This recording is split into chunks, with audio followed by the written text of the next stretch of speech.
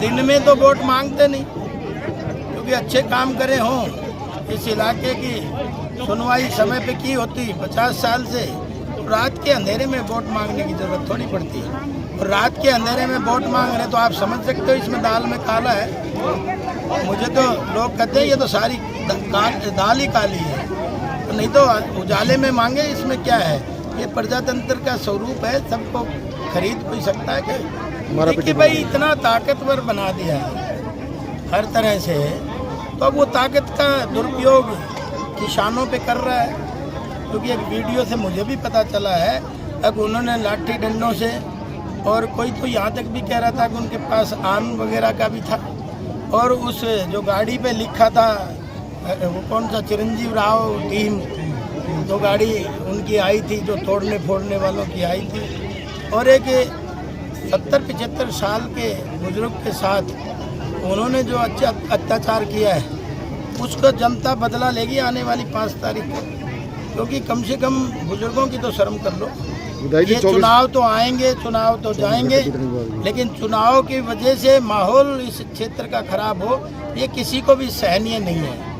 विधायक जी क्यों नहीं करेगी? करना पड़ेगा प्रशासन को। अगर किसी के साथ जाती हुई है, फिर प्रशासन किस लिए है? उनको करना चाहिए। मैं तो पुलिस से कहूँगा, एसपी से कहूँगा, अब भाई जो दूध का दूध और पानी का पानी होना चाहिए। तौर पे शुरू में हम गए तो 5-5 करोड़ रुपए सबको मिले थे, 90 के 90 विधायकों को दिए थे। उसके बाद 2 करोड़ रुपए पर सालाना दिए थे। आदर्श निधि, जो विधायक आदर्श निधि होती है, ग्रामीण आदर्श निधि, उसमें हर साल 2-2 करोड़ रुपए लिए हैं। तो 5 और 5 10 हो गए ना, 5 और 10 15 हो गए, और 25 करोड़ रुपए इन रोडों की PWD के डिपार्टमेंट के माध्यम हमें भी 25 करोड़ रुपए मिले थे, इनको भी 25 करोड़ रुपए मिले थे। लेकिन क्या है, इनका कल्चर कुछ और था काम करने का, हमारा कल्चर कुछ और रहा है। क्योंकि हम तो आम घरों के लोग हैं, हम तो चाहते काम हो, तो हम तो फाइलें ठा के घूमते रहते हैं, इस दफ्तर से उस दफ्तर, उस दफ्तर से उस दफ्तर, ठेकेदारों के पीछे हांटते रहते हैं ताकि समय पे काम हो। भाई ये तो सोने की चम्मच लेके पैदा हुए, इनको काम से क्या लेना देना। मैं संगवाड़ी गांव के और आसपास के आए हुए सभी साथियों का धन्यवाद व्यक्त करता हूं। अब हम तो नुक्कड़ सभा करने आए थे, आज आपके सामने थी कि नुक्कड़ सभा जनसभा में किस तरह से परिवर्तित हुई। क्योंकि लोग आज परिवर्तन का मन बना चुके हैं। लोग चाहते हैं अगर रेवाड़ी में एक सुखद परिवर्तन आए, क्योंकि आज इनका मन बन चुका है कमल का बटन दबाने का और मुझे आशीर्वाद देने का। जिस पर विधायक जी का बहुत भारी स्वागत किया है, क्या कहें? सबसे पहले तो आप सभी मीडिया बंधुओं, पत्रकार बंधुओं का गांव संगवाड़ी में पहुंचने पर हार्दिक अभिनंदन है, स्वागत है।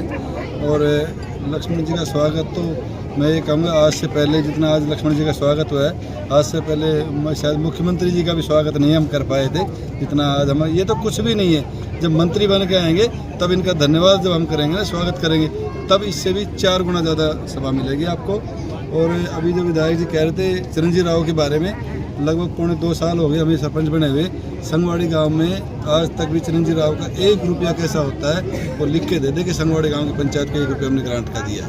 ये सब भाजपा सरकार के द्वारा गांव में करीबन ये मान के 1.25 करोड़ रुपये लगभग खर्च कर चुके हैं। गांव में से 71.5 लाख का ग्राम सचिवालय बन रहा है, गांव में सीवर लाइन बन रही है, गांव में लाइट हो रही है। मतलब कोई ऐसी कोई गांव का व्यक्ति कोई शिकायत नहीं कर सकता कि भाजपा सरकार काम नहीं कर रही। आप पहले भी बता रहे थे कि जब पूर्व मुख्यमंत्री गांव में आए थे तो उस समय भी आपने लक्ष्मण जी का चित्र लगाया था।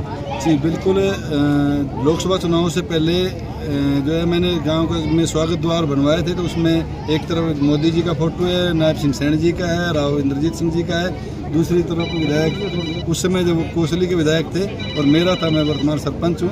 तो लोगों ने कहा कि भाई कोसली विधायक का रेवाड़ी विधानसभा में क्या काम, तो मेरे मुंह से सहयोग ऐसी निकल गया था, अब की बार हम रेवाड़ी से विधायक बनाएंगे। तो इस सहयोग की बात है कि लक्ष्मण जी को रेवाड़ी से टिकट मिली और ये जीत के जाएंगे भारी मतों से, और रेवाड़ी में अब की बार जीतने के बाद में मंत्री भी बनेंगे, और हम सारे रेवाड़ी विधानसभा के गाँव का, शहर का, सबका चहुमुखी विकास करेंगे।